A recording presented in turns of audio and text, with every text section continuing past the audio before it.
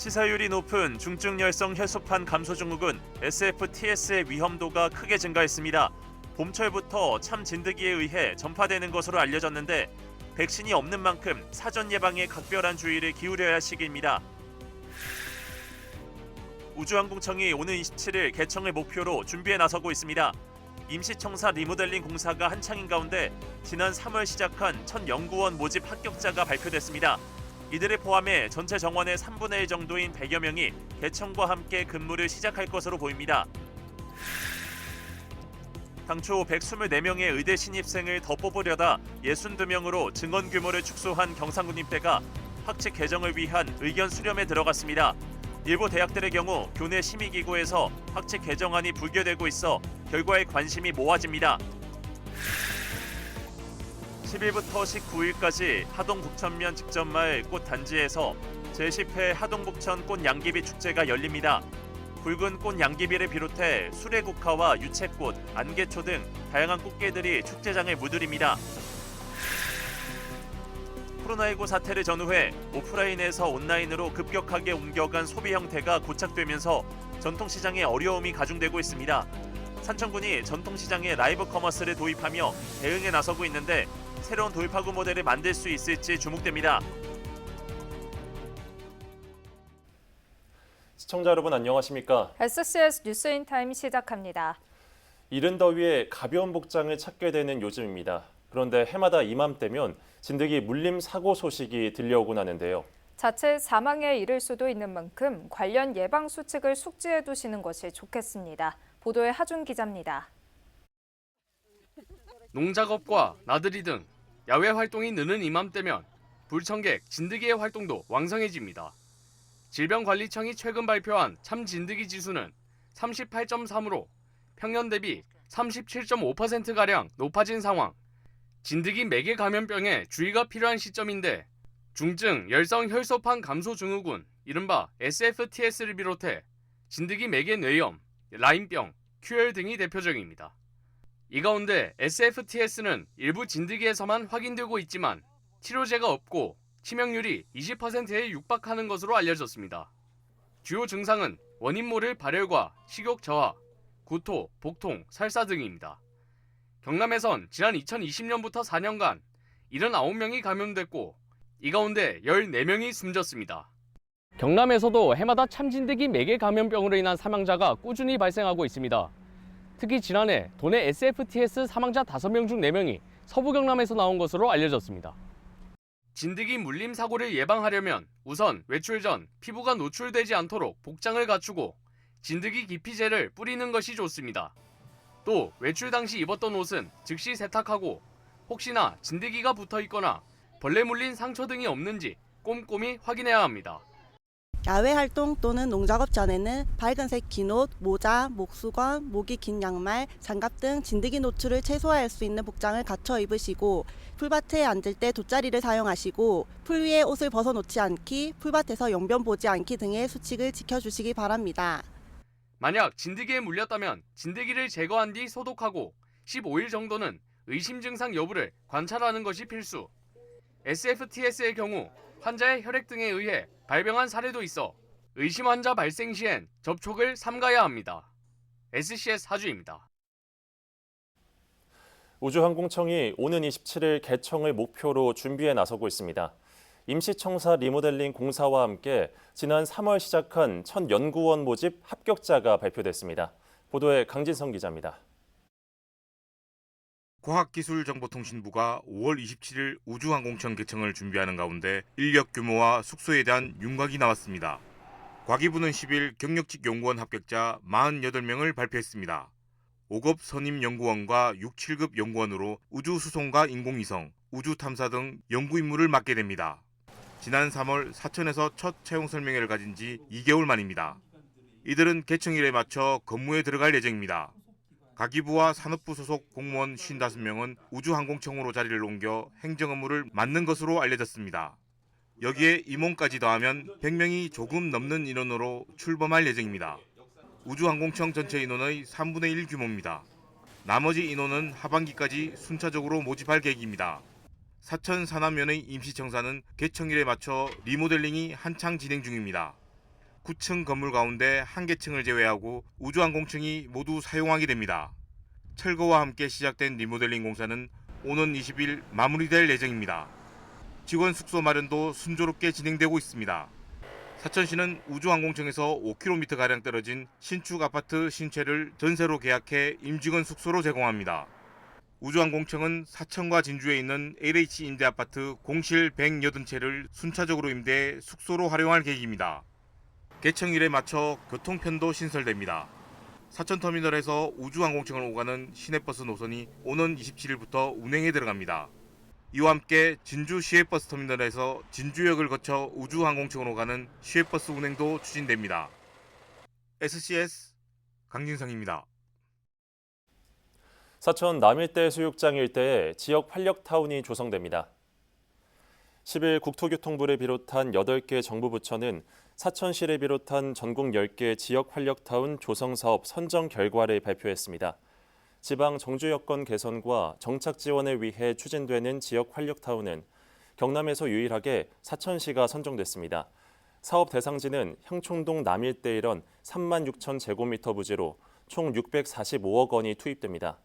사천시는 단독주택과 체육시설, 문화시설 등이 포함된 복합 주거단지를 조성할 계획입니다. 의대 증원을 놓고 곳곳에서 마찰음이 들리고 있습니다. 증원된 인원에 따라 학교별 학칙을 개정해야 하는데 개정안이 부결되거나 심의 보류되는 곳이 이어지고 있는 건데요.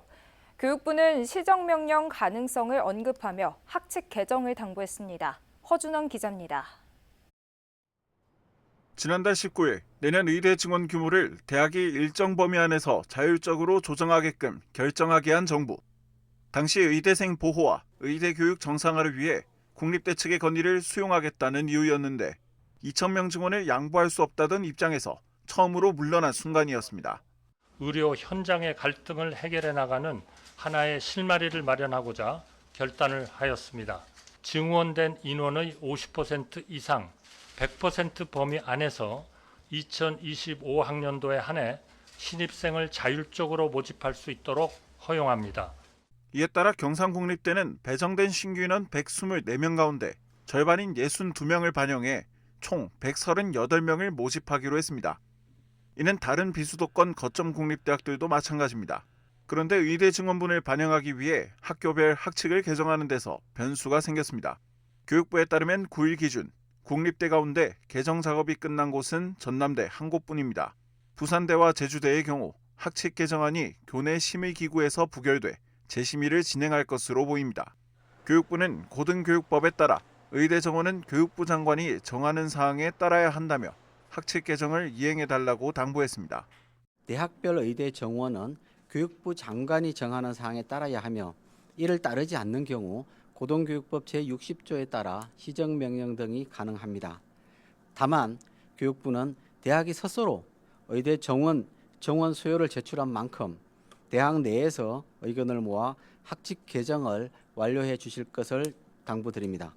경상국립대의 경우 현재 개정 관련 의견 수렴을 진행하고 있는 것으로 알려졌는데 비수도권 거점 국립대 사이에서 개정안 부결 움직임이 확산되고 있어 어떻게 논의가 이루어질지는 아직 윤곽이 뚜렷하지 않습니다. SCS 허준원입니다. 하동군 보건의료원 건립과 관련해 갈등 양상을 보였던 군수와 군의회 간의 간담회가 열렸습니다. 하동 군수와 하동군 의회는 지난 9일 보건의료원 관련한 간담회를 열고 서로의 의견과 입장에 대해 소통하는 자리를 가졌습니다. 하동군과 군의회는 군민을 위해 함께 손잡고 나아가자며 앞으로 협력해 나가겠다는 뜻을 밝힌 것으로 알려졌습니다. 봄나들이 계획하시는 분들은 벌써 찾아보셨을 텐데요.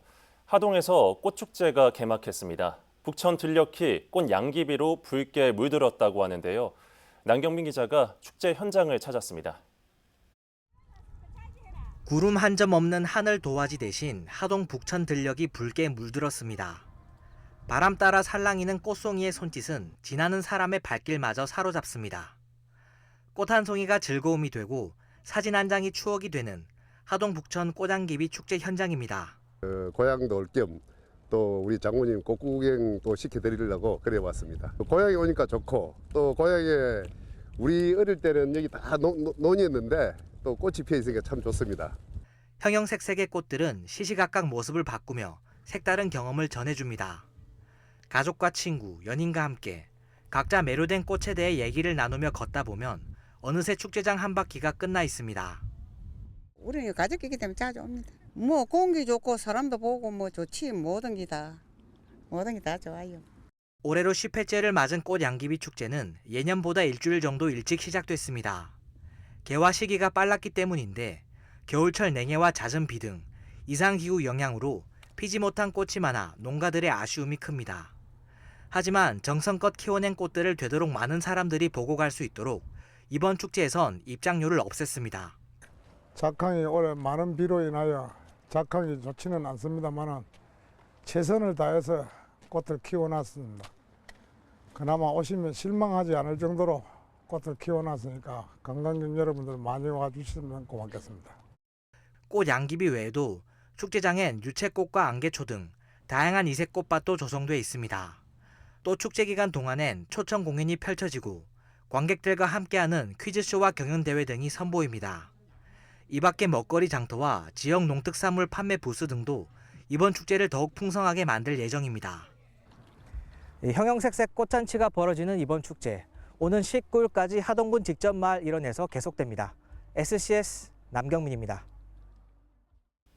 진주시가 10일 아시아 레이크사이드 호텔에서 미혼 남녀 2년 만들기 행사를 개최했습니다. 이날 행사엔 앞서 공개 추첨으로 선정된 진주 지역 미혼 남녀 각 20명이 참여해 매칭 토크와 커플 댄스, 감성 코드 찾기 미션 등을 진행했습니다. 결혼 정년기 미혼 남녀 간 만남의 기회 제공과 결혼에 대한 긍정적 인식 제고를 위해 마련된 이번 행사에는 남자 166명, 여자 38명이 신청한 것으로 알려졌습니다.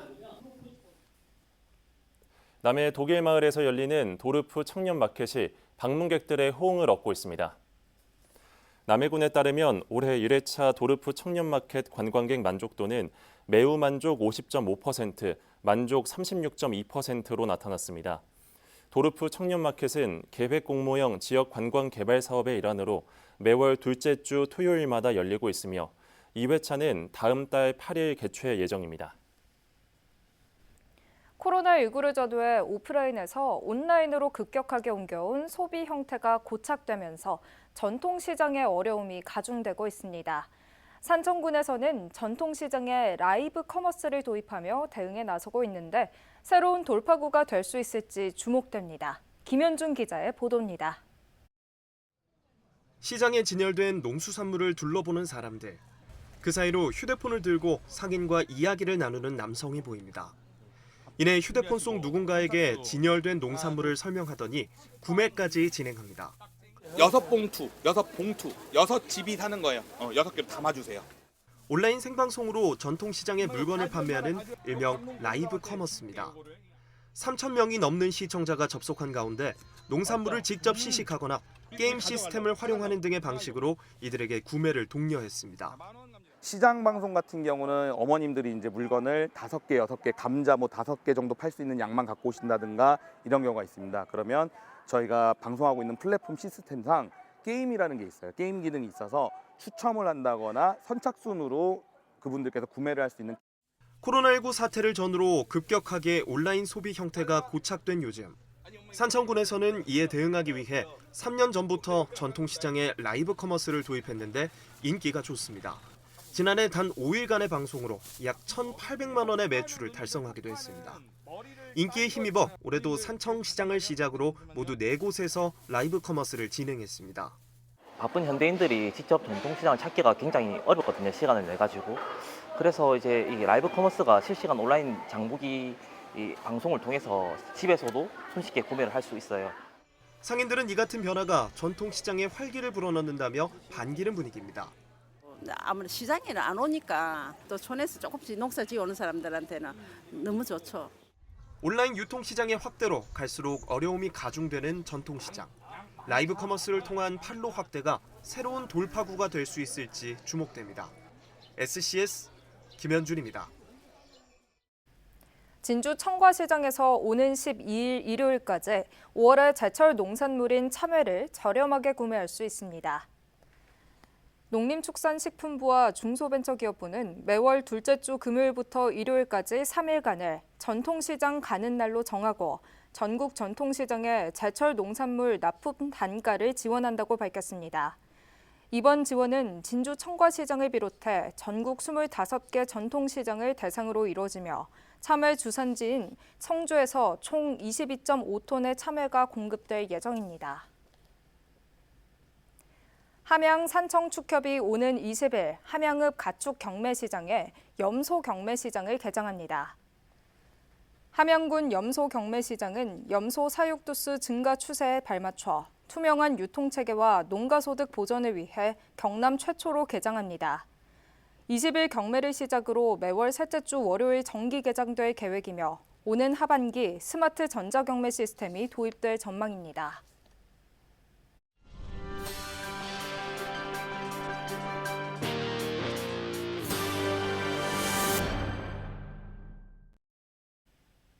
하동군이 공공하수도 보급 사업에 105억 원을 투입합니다. 하동군이 북청면 화정리와 인곡리, 상촌리 이런 194가구의 배수 설비를 정비하고 소규모 공공하수시설을 설치한다고 밝혔습니다. 사업은 올 상반기 중 착공해 오는 27년 12월 마무리될 예정입니다. 한편 하동군은 이번 사업에 대해 지난달 영산강 유역환경청과 105억 원의 재원 협의를 완료했다고 밝혔습니다. 산청군이 2025년 시군 주요 업무 합동평가 성과 향상을 위한 제1차 대책보고회를 개최했습니다. 이번 보고회에서는 미달성 지표 제로화를 목표로 122개의 지표에 대한 추진 실적 점검과 지표 달성 방안에 대한 논의가 진행됐습니다. 특히 관심 지표 21개를 선정하고 진행 상황을 특별 관리하기로 했습니다. 진주교육지원청이 10일 도의원 초청 예산정책 설명회를 열었습니다. 이번 예산 설명회에는 김진부 의장을 비롯한 진주 지역 도의원 5명과 교육장, 간부 공무원들이 참석했습니다. 진주교육지원청은 이번 제1회 추경에서 147억 원을 증액해 학교 시설 여건 개선과 체육시설 확충 등 학교 환경 개선을 위해 예산을 편성했다고 밝혔습니다. 경남경찰청이 우회전 일시정지 위반에 대한 집중 단속을 실시합니다. 경남경찰청은 5월 10일부터 다음 달 30일까지 암행 순찰차와 사이카를 투입하는 등 우회전 일시정지 위반을 집중 단속한다고 밝혔습니다. 우회전 신호등 설치 지역에서 정지 의무를 위반하면 4만 원에서 7만 원의 범칙금이 부과됩니다. 한편 지난해 경남에서는 4건의 보행자 사망 사고를 포함해 총 875건의 우회전 교통사고가 발생한 바 있습니다. 사천해경이 신설되는 전문 의료지원팀으로 활동할 의료봉사자를 모집합니다. 전문 의료지원팀은 해경과 민간구조대원을 지원하기 위해 새롭게 만든 구급 임무팀입니다. 의료지원팀은 다중이용 선박의 재난 발생 시 현장 구호 역할을 하게 됩니다. 의료지원팀 가입은 사천해경 파출소를 방문해 신청하면 됩니다. 국토안전관리원이 신입 직원과 청년 인턴 모집에 나섭니다. 이번 채용을 통해 경영과 토목, 건축 3개 분야에서 모두 47명을 뽑으며 6개월간 근무하는 체험형 청년 인턴 113명도 함께 선발합니다. 두 채용 모두 오는 25일까지 원서를 접수받으며 자세한 사항은 국토안전관리원 채용 홈페이지에서 확인 가능합니다.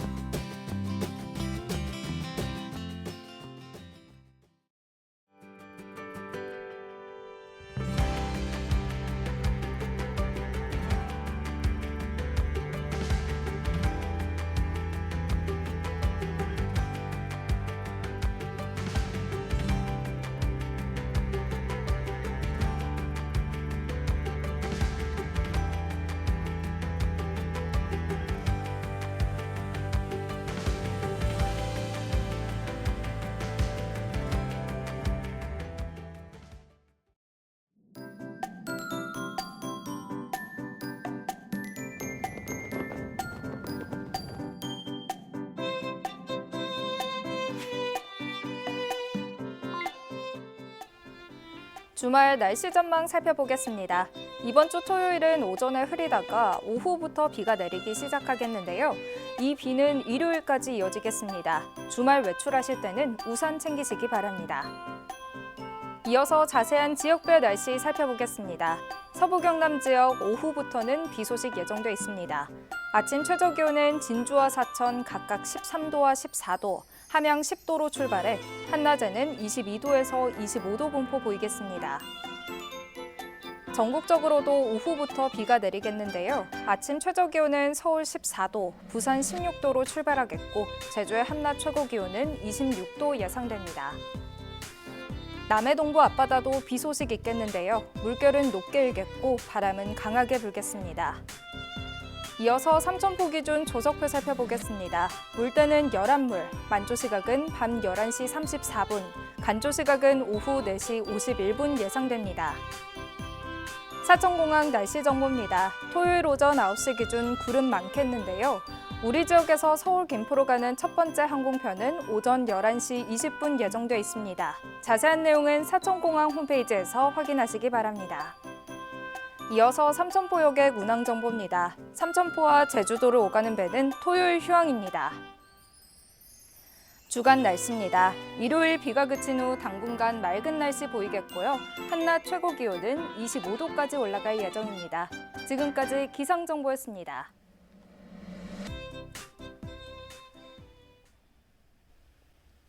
저희가 준비한 소식은 여기까지입니다. 시청해주신 여러분 고맙습니다.